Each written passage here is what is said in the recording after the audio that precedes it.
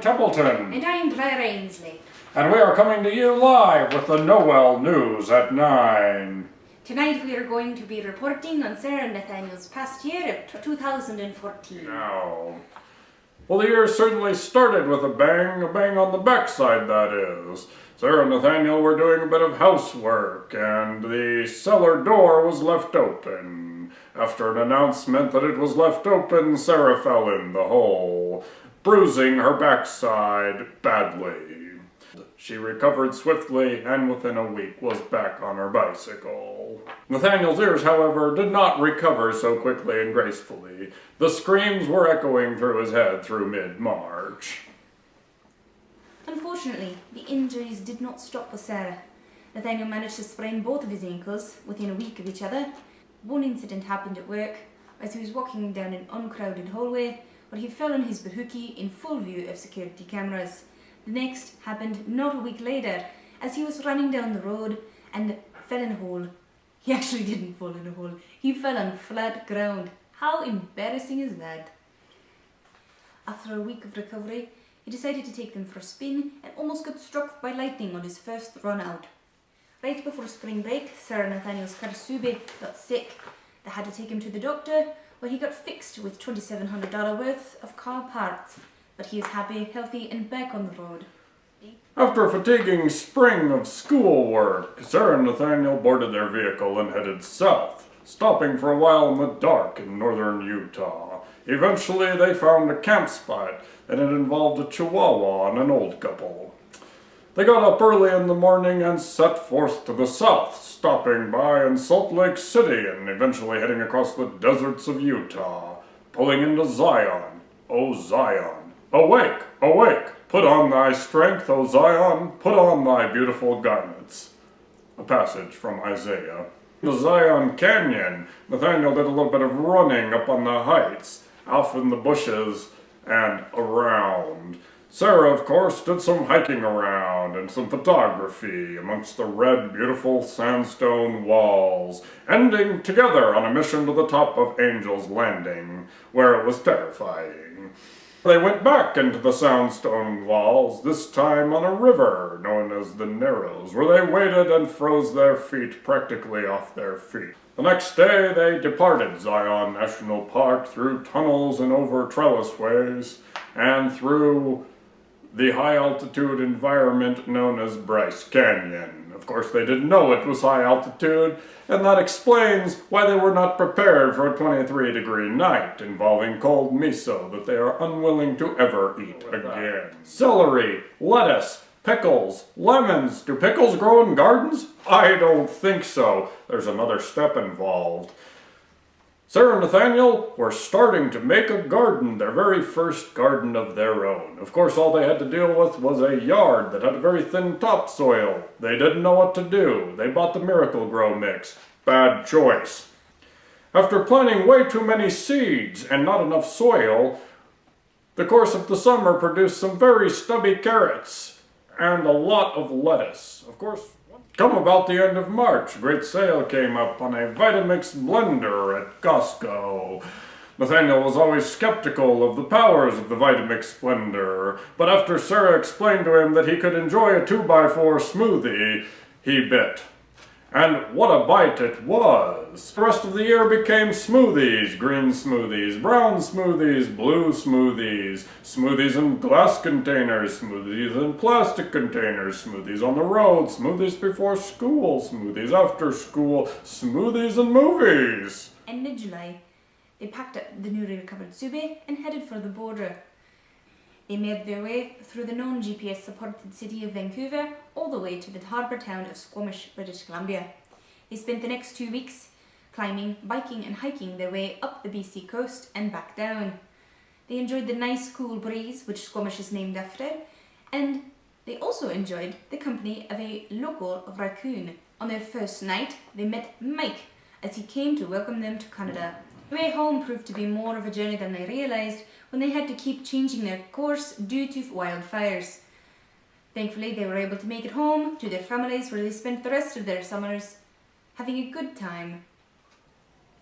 I want to take a moment and talk to you about Flathead Lake. That's where Sarah and Nathaniel went in the early part of the month of August. It was a celebration of Nathaniel's parents' 40th anniversary, and they bought us a condo on a golf course for the weekend. The most fascinating component of the weekend, I believe, was sitting and watching the golfers come in.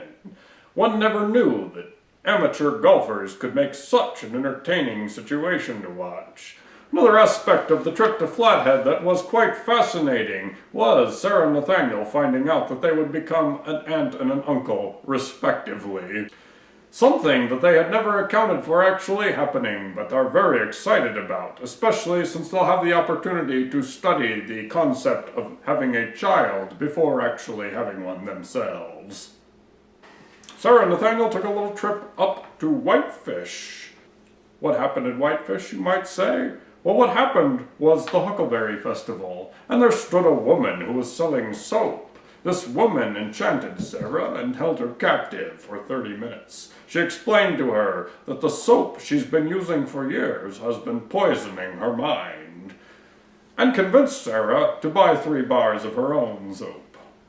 Sarah then proceeded to wash her hair with vinegar and soap for the next 3 months, growing a nice set of dreadlocks before finally giving up on the experiment. Welcome to the sports segment. I'm Cliff Burns. I've been at this for a while, and you're going to get an expert report. Well, let's see, where should we start? It's been quite a year in sports. Oh, it's been quite a year in sports. But personally, I've seen better.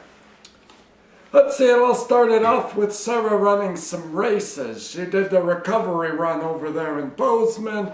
And then later in the year, she did the women's run over in Billings. And there was a bunch of women there. Great place to go, guys. Great place to go. I was there. And then after that, there was something about a bear over in by Gardner. Were they running from bears? I don't know. There's so many weird runs they do these days. They run through mud, they run from bears, they run through recovery things, they run because they're women. When I was a kid, we had our own reasons to run, not these events. Oh, but Sarah wasn't the only one who was doing some running this year. Nathaniel did some running of his own. He runs up mountains. Now, when I was a kid, we went to the mountains to hike. We didn't need to run.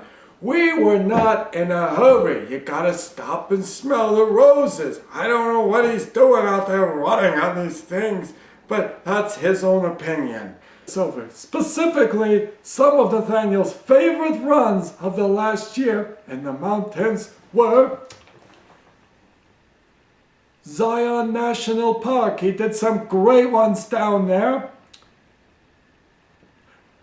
The Bangtail Divide over there in the Bangtail mountain range. That was a nice one. And then in the fall, he did the Bridger Ridge. A wonderful experience. He lost 10 pounds in one day because he still hasn't figured out how to drink water. Now, when I was a kid, we drank water all the time. We didn't let ourselves get dehydrated. Thus, of course, we were in the military and it was a forced march for 48 hours in the desert. Then we didn't drink water in that situation. Otherwise, we'd be in big trouble. We'd have to do the march again.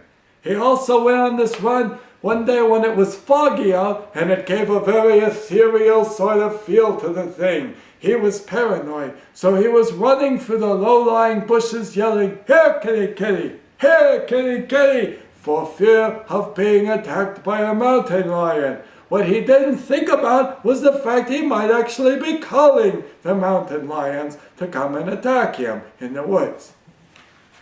Sometime in the month of July, Sarah and Nathaniel went up to Squamish, British Columbia. Now, in Squamish, British Columbia, they do this thing where they take their bikes to the mountains. They're calling it mountain biking. Pretty good name, huh? So, I can't imagine doing this personally. Whenever I used to take my bike out, even on the street, that tiny back wheel would get stuck in the mud puddles. And that big front wheel was very hard to balance. Why have they not made a bike that has equal-sized wheels? It would be so much easier to ride, but somehow in the mountains they're riding these things out there. Sarah did some riding. She did very well. It was her first time, and it was hot out. She even got lost sometime around the time that Nathaniel was running up near the bobsled thing up in Whistler, British Columbia. Now, another thing that happened up in the British Columbia Squamish, or whatever they call it these days, is they did a lot of rock climbing. Rock climbing is one thing they do up there a lot. Now, why anyone would want to climb up a rock, I don't know. When I was a kid, we used to just walk around to the top. Of course, when it was too difficult to do that, we did what the Rangers did at Normandy. We fired grappling hooks to the top of the cliff, and hand over hand, we hauled ourselves up to the top of the cliff.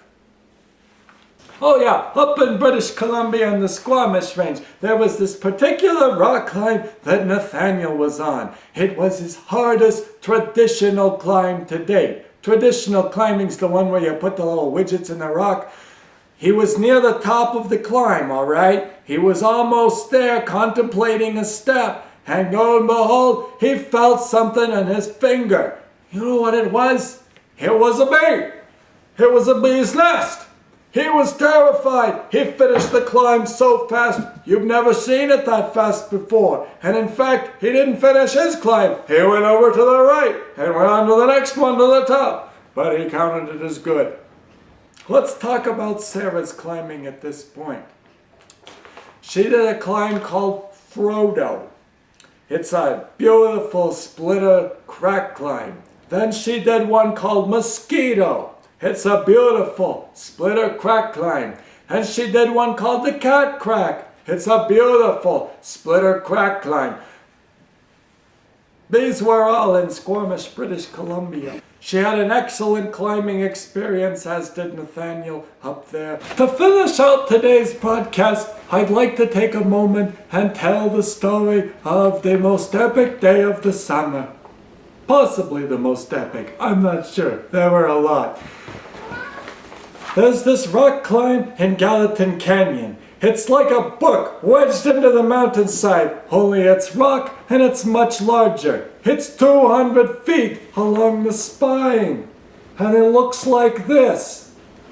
So there was this day that Sarah and Nathaniel went to climb it. They drove up the canyon, they ate some wasabi things, and then they got to the trailhead. They hiked up to the climb. They got their gear on, and up they went. Halfway up, Nathaniel ran into a nest of birds that were living in the crack. That was a little bit weird, going past those little guys chirping. He thought that the mom was going to come and attack him right outside the nest. Eventually, he pulled the top, and then it was Sarah's turn. Now this is much higher off the ground than she's used to. And it's these two nice cracks just going up the side of the cliff. Sarah became very frightened that day. And it didn't help that she was carrying everybody's shoes on the way up. And the shoes would swing down. And then she'd push them back and climb a ways. And the shoes would swing down. And she'd push them back and climb a ways. By now, the trees were like 400 feet below. At least it felt that way. They were actually 200 feet below. And she's topping the thing up, and it gets wide, and she's wedging her body in the crack, and she's grabbing things, and she's slipping, and a couple squeals and screams came out. After a drawn-out fight with much courage, she pulled over the top, where she collapsed, and sort of scuffled away from the edge out of terror. But she had made it, and had therefore accomplished her proudest climb to date, on the proudest feature in the Bozeman area. It is sometimes called the Bozeman Super Ultra Mega Classic. That's what they're calling it. Well, that about wraps it up for tonight. We hope you've enjoyed tonight's broadcast, and we wish you a very Merry Christmas. And a Happy New Year.